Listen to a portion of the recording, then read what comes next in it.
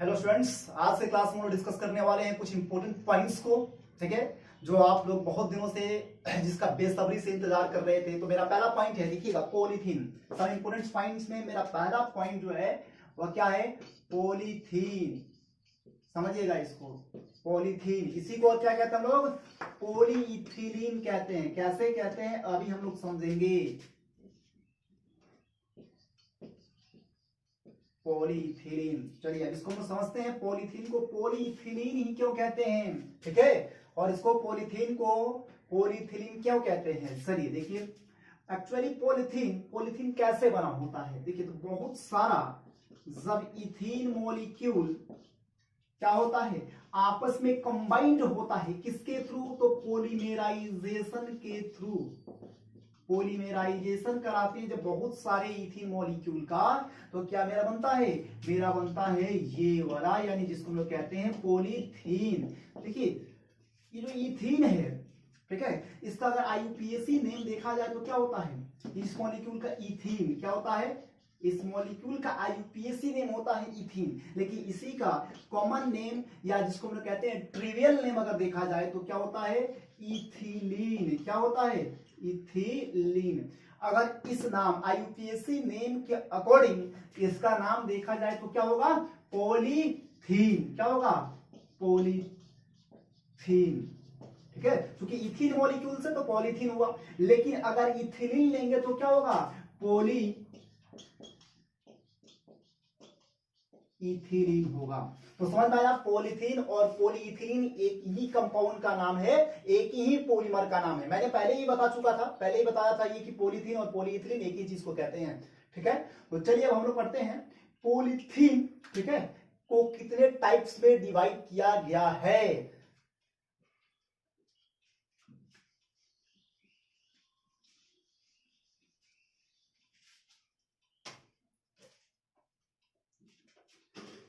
चलिए देखिए, पॉलीथीन ये मेरा हुआ। और पॉलीथीन को टू टाइप्स में डिवाइड किया गया है। ठीक है, पहला है मेरा लो डेंसिटी पॉलीथीन। ठीक है, या इसको और क्या कहते हैं? इसी को कहेंगे लो डेंसिटी पॉली इथिलीन। मैंने बता दिया, ये आईयूपीएसी नेम के अकॉर्डिंग है, ये क्या है? कॉमन नेम के अकॉर्डिंग है। दूसरा है मेरा हाई डेंसिटी पॉलीथीन। ठीक है, और इसको हम लोग क्या कहते हैं? तो और इसको हम लोग कहते हैं हाई डेंसिटी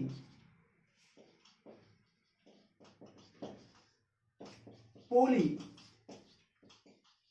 इथिलीन। अब बहुत सारा बच्चों के दिमाग में ये आ रहा होगा, सर अब दोनों को एक ही चीज कहते हैं तो लिखे क्यों? आपको देखिए, एक चीज यहाँ, एक कंक्लूजन, बस कंक्लूजन को दूर करने के लिए मैंने यहां लिखा दोनों को। ठीक है, देखिए, लो डेंसिटी पॉलीथीन, ठीक है, अगर इसका शॉर्ट फॉर्म देखा जाए, इसीलिए मैंने लिखा केवल शॉर्ट फॉर्म को लिखने के लिए। लो डेंसिटी पॉलीथीन का अगर शॉर्ट फॉर्म देखा जाए तो क्या होगा? इसका शॉर्ट फॉर्म होगा, इधर देखिए, एल, ठीक है, डी, ठीक है, और पी। लेकिन जब लो डेंसिटी पॉलीइथिलीन लिखा जाता है तो शॉर्ट फॉर्म में हम लोग क्या लिखते हैं? LDPE लिखते हैं। याद रखिए, LDP और LDPE का मतलब सेम ही होता है। जब ऑब्जेक्टिव क्वेश्चन में पूछता है, एक जगह देता है LDP और बच्चा जब पढ़ के चला जाता है LDP, तो उसको पता ही नहीं चलता है कि LDP क्या है और LDP में डिफरेंस क्या है। एक्चुअली में है दोनों एक ही चीज, कुछ डिफरेंस नहीं है। बस अगर इथिलीन लिख दिया तो क्या लिखते हैं? LDPE लिखते हैं। ठीक है, पॉलीइथिलीन। लेकिन जब इथिन लिखते हैं, पॉलीथीन लिखते हैं, तो LDP। उसी तरह हाई डेंसिटी पॉलीथीन को समझिए आप जी। तो हाई डेंसिटी पॉलीथीन है तो क्या होगा? H होगा, D होगा, और क्या होगा आपका? P होगा। ठीक है, लेकिन हाई डेंसिटी पॉलीथिलीन लेंगे तो क्या होगा? H लेंगे, D लेंगे, P लेंगे और E लेंगे। देखिए, अगर हाई डेंसिटी पॉलीथीन HDPE रहा तब भी हाई डेंसिटी, HDP केवल P रहा तब भी हाई डेंसिटी पॉलीथीन हुआ। एक इथिलीन के लिए E लगाते हैं और एक इथिलीन नहीं होता है, केवल इथिन के लिए क्या लगाते हैं? P लगाते हैं। तो आई होप आप लोग समझ गए होंगे कि पॉलीथीन और को दो टाइप्स में डिवाइड किया गया, हाई डेंसिटी पॉलीथीन और लो डेंसिटी पॉलीथीन। लो डेंसिटी पॉलीथीन को दो तरीके से शॉर्ट फॉर्म उसका लिखते हैं हम लोग, फिर हाई डेंसिटी पॉलीथीन को भी दो तरीके से उसका शॉर्ट फॉर्म लिखते हैं, दोनों मैंने लिख दिया। और हम लोग चलिए समझते हैं लो डेंसिटी पॉलीथीन क्या होता है। चलिए अब हम लोग लो डेंसिटी पॉलीथीन का डेफिनेशन समझते हैं, ठीक है। चलिए लो डेंसिटी पॉलीथीन का डेफिनेशन मैंने क्या लिखा है, when ethene is heated at 473 kelvin temperature and 1500 atmospheric pressure in the presence of O2 और peroxide catalyst। कहने का मतलब जब इथीन मॉलिक्यूल को या इथीन को 473 केल्विन टेम्परेचर और और 1500 एटीएम प्रेशर और O2 या पेरोक्साइड कैटालिस्ट के प्रेजेंस में जब रिएक्शन कराया जाता है तो आपका क्या बनता है, लो डेंसिटी पॉलीथीन बनता है, ठीक है। जैसे देखते हैं हम लोग यहाँ, ये मेरा रहा क्या, ये हुआ मेरा इथीन, क्या हुआ, इथीन मॉलिक्यूल, ठीक है। अब इसको हमको बनाना है क्या, लो डेंसिटी पॉलीथीन। ये मेरा इथीन हो गया जनरली, अब इससे हमको बनाना है लो डेंसिटी पॉलीथीन। तो क्या करते हैं हम लोग, 370 केल्विन टेम्परेचर लेते हैं और 1500 एटीएम प्रेशर और कैटालिस्ट कौन सा, तो O2 या ये ऑक्सीजन यहां बोल सकते हैं ना, कहने का मतलब ऑक्सीजन। और यहाँ जो ऑक्सीजन लेते हैं एज ए इनिशिएटर के रूप में लेते हैं, यानी कि जो पेरोक्साइड कैटालिस्ट या O2 जो यूज करते हैं इस सेक्शन को फॉर्मेशन में, यानी कि इथीन लो डेंसिटी पॉलीथीन के फॉर्मेशन में, ठीक है। ये आपका हुआ LDP, ठीक है, या इसी को कहेंगे LDPE, ठीक है। तो चलिए इसके फॉर्मेशन में यहाँ जो O2 होता है एक इनिशिएटर का काम करता है। एक्चुअली में इस रिएक्शन को केवल स्टार्ट करने के लिए ऑक्सीजन या पेरोक्साइड कैटालिस्ट का यूज किया जाता है। इसका जो अमाउंट होता है बहुत ही कम होता है, एकदम नेग्लिजिबल। अप्रॉक्स अगर मैं देखूं तो कितना होता है, 0.03% से कितना होता है, 0.1% के बीच में यहाँ ऑक्सीजन या पेरोक्साइड का यूज किया जाता है, बस स्टार्ट होने के लिए एक्शन। अब एक बार स्टार्ट हो गया तो रुकेगा थोड़ी, जब तक खत्म नहीं होगा ये तब तक रुकता नहीं है। तो यहाँ परसेंटेज कितना होता है ऑक्सीजन का, 0.03% से लेकर के 0.1% के बीच में होता है, या यहां से लेकर के यहां तक होता है, ठीक है। अब देखिए एक चीज और बच्चों सबको समझ में नहीं आता है कि सर यहां आपने लिखा है, ठीक है, 473 केल्विन टेम्परेचर और कितना लिखा है प्रेशर, 1500 एटीएम प्रेशर। लेकिन कभी कभी ये बदल जाता है, बच्चा कंफ्यूज हो जाता है कि सर आता क्या। तो ये जो मैंने टेम्परेचर और प्रेशर लिखा है, एवरेज टेम्परेचर और प्रेशर लिखा है, देखिए इसके जगह पर कभी कभी क्या देता है, इसके जगह पर कभी कभी टेम्परेचर क्या देता है आपका सर, तो देता है 350 केल्विन टू 370 केल्विन टेम्परेचर। यानी कि क्या दे दिया, यहां से यहां तक का एक रेंज दे देता है टेम्परेचर का, कि 350 केल्विन से लेकर के 370 केल्विन तक का कोई भी टेम्परेचर हो सकता है। तो मैंने क्या ले लिया, इन दोनों का एवरेज टेम्परेचर ले लिया, ठीक है। कभी कभी ये रेंज भी दे देता है तो गलत नहीं है, ये भी हो सकता है, ये भी हो सकता है, या इसके बीच में जो भी होगा वह भी होगा। 350 से लेकर 370 के बीच में अगर कोई भी टेम्परेचर होगा तो उसमें लो डेंसिटी पॉलीथीन ही बनेगा। और रही बात यहाँ प्रेशर का, तो हमने क्या लिया है, 1500 एटीएम प्रेशर लिया है। इसके जगह पर भी क्या कभी कभी यूज करता है, तो 1000 टू 2000 एटीएम, ठीक है। ये 1500 एटमॉस्फेरिक प्रेशर के जगह पर कभी कभी क्या यूज करता है, 1000 से लेकर के 2000 एटमॉस्फेरिक प्रेशर। यानी कहने का मतलब इसका रेंज क्या होता है प्रेशर का, 1000 से लेकर के 2000 के बीच में होता है, या 1000 से 2000 तक होता है, ठीक है। मिनिमम कितना, तो 1000 चाहिए, मैक्सिमम कितना चाहिए, 2000 चाहिए, या उसके बीच में भी ले सकते हैं। तो मैंने क्या किया, इन दोनों का एवरेज कैसे निकालते हैं, दोनों को जोड़ देते हैं और 2 से डिवाइड कर देते हैं। तो 1 और 2 कितना, 3, यानी 3000 को जब 2 से डिवाइड करेंगे तो कितना आएगा, सिंपल सा 1500 आएगा। तो मैंने क्या लिखा, 1500 चकमा लिखाना है। अगर 1000 से 2000 प्रेशर दे तब भी क्या बनेगा, लो डेंसिटी पॉलीथीन, या इसके बीच में कोई भी टेम्परेचर दे तब भी क्या बनेगा, लो डेंसिटी पॉलीथीन ही बनेगा। उसी तरह टेम्परेचर का ही मैंने बात बता दिया। प्रेशर आपको O2 जो पेरोक्साइड या O2 या ऑक्सीजन जो कैटालिस्ट के रूप में यूज करते हैं उसका बहुत ही कम मात्रा लेते हैं, केवल रिएक्शन को स्टार्ट करने के लिए लेते हैं, ठीक है। अब देखिए सर, ये जो मेरा लो डेंसिटी बना, अभी इसका जो स्ट्रक्चर होता है वह क्या होता है, ये लीनियर होता है। कैसा होता है सर, लीनियर स्ट्रक्चर होता है। अब चूंकि लीनियर होगा सॉरी इसका जो डेंसिटी क्या, इसका जो स्ट्रक्चर होता है ब्रांच होता है, क्या होता है इसका स्ट्रक्चर, ब्रांच होता है इसका स्ट्रक्चर। अब देखिए ब्रांच जब होगा, ब्रांच जब होता है, ब्रांच जब होगा तो ये जो इसका भी ब्रांच इसका ब्रांच एक दूसरे को क्या करेंगे, इसमें इसका इलेक्ट्रॉन और इसका इलेक्ट्रॉन एक दूसरे को रिपेल करेंगे, और जब रिपेल करेंगे तो क्या होगा, वॉल्यूम ज्यादा क्रिएट होगा, वॉल्यूम ज्यादा होगा तो डेंसिटी क्या करेगा, डिक्रीज करेगा।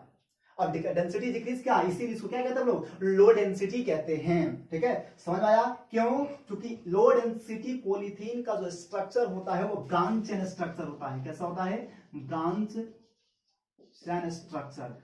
अब चूंकि ब्रांच चेन स्ट्रक्चर होगा तो सर क्या होगा, इजिली रिपल्सन ज्यादा होगा इलेक्ट्रॉन इलेक्ट्रॉन के बीच में, और जब इलेक्ट्रॉन इलेक्ट्रॉन के बीच में रिपल्सन ज्यादा होगा तो वॉल्यूम आपका ज्यादा होगा, वॉल्यूम ज्यादा होगा तो क्या होगा, डेंसिटी कम होगा।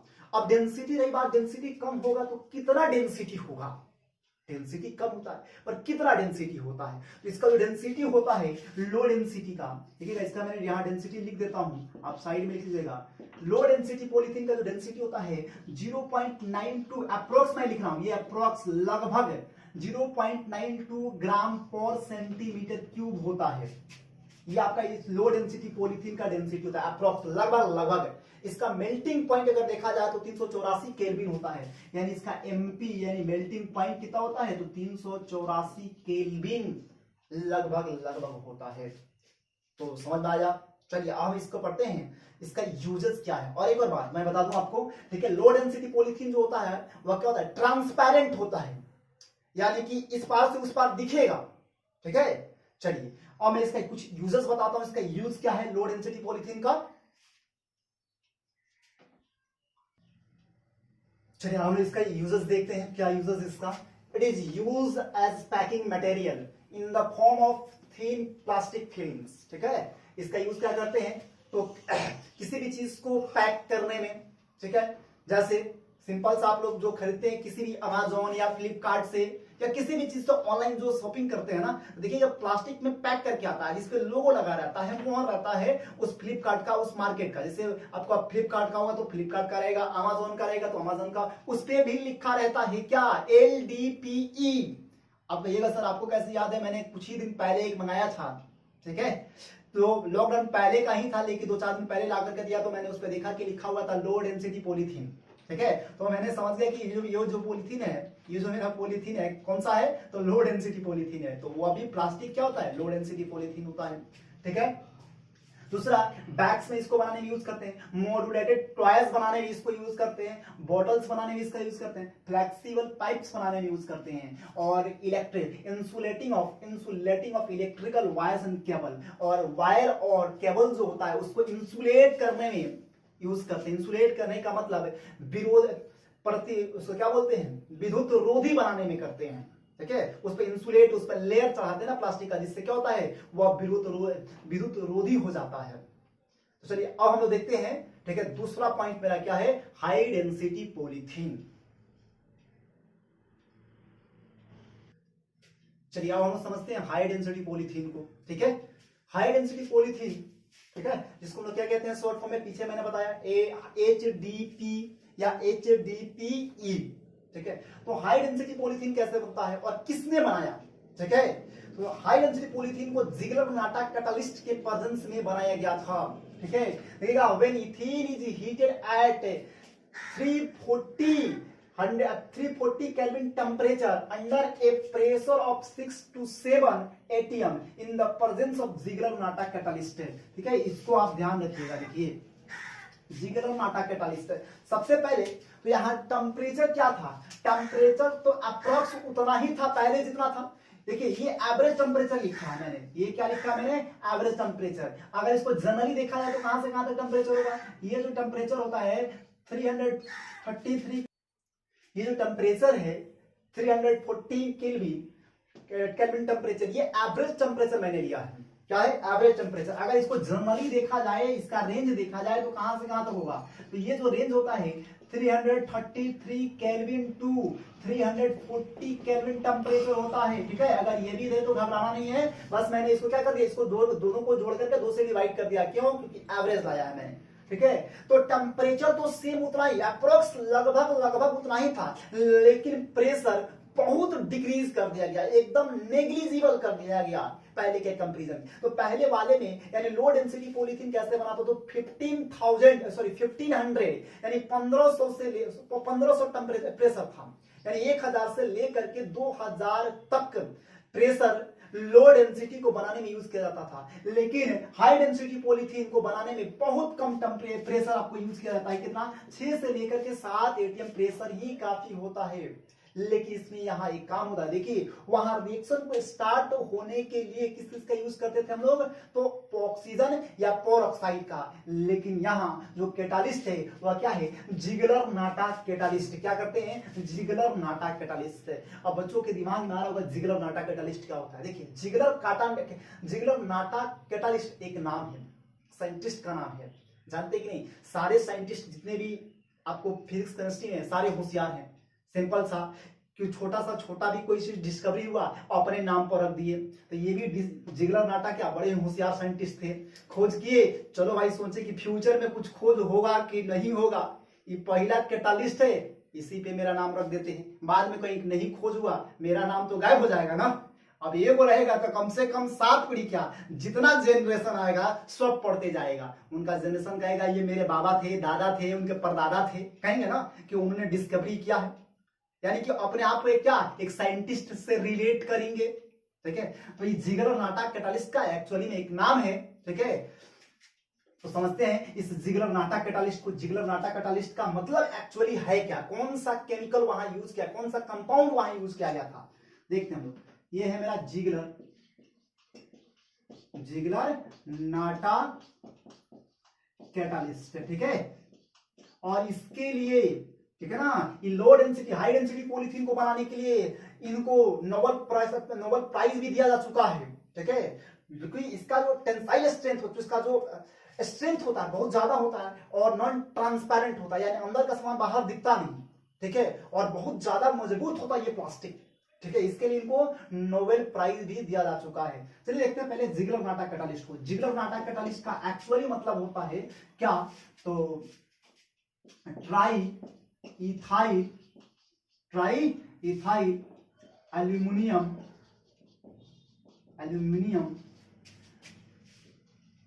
एंड, ठीक है, टाइटेनियम टेट्रा क्लोराइड। ठीक है, यानी कि ये जो कंपाउंड है दोनों जिगलर नाटा कैटालिस्ट के रूप में यूज किया जाता है। अगर मैं इसका कंपाउंड लिख दूं, देखिए तो ट्राई इथाइल एल्युमिनियम को कैसे लिखेंगे हम लोग, तो C2H5, ये क्या हुआ मेरा इथाइल हुआ। अब कितना है, ट्राई कहने का मतलब कि 3, एल्युमिनियम है तो यहां लगा दिया एल्युमिनियम एंड करके, टाइटेनियम Ti, ठीक है, और टेट्राक्लोराइड यानी कि Cl4। तो ये दोनों जो कंपाउंड है इसी को हम लोग कहते हैं जिगलर नाटा कैटालिस्ट। ठीक है, तो चलिए प्रिपरेशन कैसे हुआ उसको समझाते हैं। ये N मोल क्या लिया गया, इथीन मॉलिक्यूल लिया गया। ठीक है, इसका क्या कर दिया गया, तो इसको 340 केल्विन टेम्परेचर और क्या 6 to 7 एटीएम प्रेशर यूज किया गया। और जिगलर नाटा कैटालिस्ट के रूप में जिगलर नाटा कैटालिस्ट का यूज करके क्या बनाया गया था, आपका हाई डेंसिटी पॉलीथीन बनाया गया था।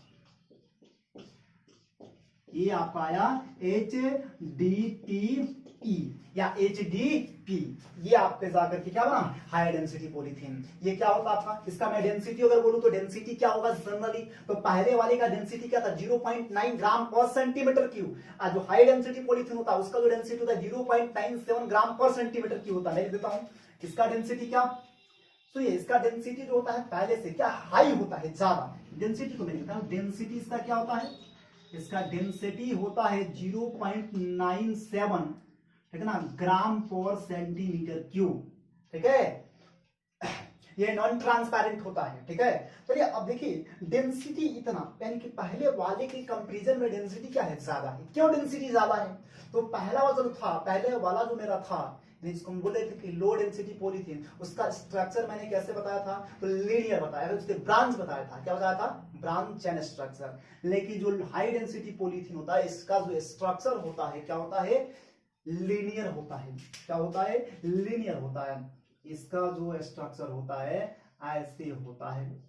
अब चूंकि स्ट्रक्चर ऐसा होता है तो क्लोज पैकिंग ज्यादा होगा, कोई रिपल्सन नहीं होगा, रिपल्सन नहीं होगा तो पैकिंग क्या होगा? अच्छा होगा, और पैकिंग अच्छा तरीके से होगा तो वॉल्यूम कम होगा, और वॉल्यूम कम होगा तो क्या होगा? डेंसिटी ज्यादा होगा। ठीक है, ये क्या होता है? एक तो डेंसिटी इतना हुआ, उसके बाद इसका मैं मेल्टिंग पॉइंट का बात करूं, इसका मेल्टिंग पॉइंट कितना होगा? इसको ऊपर लिख देता हूं, मैंने दिखाई दे रहा है। इसका मेल्टिंग पॉइंट कितना? 403 केल्विन। ठीक है, इसका मैं इधर लिख देता हूं एमपी कितना होता है? एमपी कहने का मतलब मेल्टिंग पॉइंट, तो 403 केल्विन इसका क्या होता है? मेल्टिंग पॉइंट होता है। ठीक है, और ये नॉन ट्रांसपेरेंट होता है, ये इधर लिख लीजिएगा, और बगल में कहीं जगह हो तो लिख लीजिएगा नॉन ट्रांसपेरेंट होता है। क्या होता है? नॉन ट्रांसपेरेंट, नॉन ट्रांसपेरेंट होता है। और क्या? ठीक है, तो इसका जो स्ट्रेंथ होता है बहुत ज्यादा होता है, हाई स्ट्रेंथ होता है। इसका स्ट्रेंथ क्या होता है? ज्यादा होता है। तो पहले वाला लो में क्या था? लो उसका स्ट्रेंथ था ज्यादा, ठीक है ना, भारी चीजों को वो नहीं कैरी कर सकता था, लेकिन ये जो हाई डेंसिटी पॉलीथीन उससे ज्यादा भारी सामान को क्या कर सकता है? उससे कैरी कर सकते हैं इसमें। ठीक है, ये नॉन ट्रांसपेरेंट होते हैं, इसके अंदर रखा हुआ सामान नहीं दिखता है। जैसे आप लोग क्या साड़ी उड़ी खरीदते हैं, या वो जो थैला होता है ना, वो क्या होता है आपका? नॉन ट्रांसपेरेंट होता है। ठीक है, नहीं दिखता अंदर वाला सामान। उसके बाद इसका डेंसिटी इतना होता है, मेल्टिंग पॉइंट इतना, किसके प्रेजेंस में? तो जिगलर नाटा कैटालिस्ट के प्रेजेंस में ये बनाया जाता है, जिसके लिए इनको नोबेल पुरस्कार भी दिया जा चुका है। अब चलिए हम लोग इसका यूजेस देखते हैं। चलिए इसका यूजेस देखते हैं हम लोग। यूजेस क्या है? तो it is also used in the manufacture of toys, bottles, ठीक है ना, पाइप्स, हाउस होल्ड आर्टिकल। इसका भी उपयोग बोतल्स को बनाने में किया जाता है। ठीक है ना, कैरी बैग बनाने में जो पॉलीथीन होता है इसका भी यूज करते हैं। ठीक है, बोतल्स हुआ, हाउस होल्ड आर्टिकल जितने भी यानी घरेलू सामान होते हैं उसमें भी इसका यूज किया जाता है, टॉयज में भी इसका यूज किया जाता है। ठीक है, और पाइप बनाने में भी इसका यूज किया जाता है। ठीक है, ये नहीं कि हाई डेंसिटी पॉलीथीन का कोई कुछ खास यूजेस है, कुछ अलग डिफरेंट नहीं, कुछ कॉमन भी है, बहुत सारे चीज इसमें क्या है? कॉमन भी है। तो चलिए आज के लिए बस इतना ही।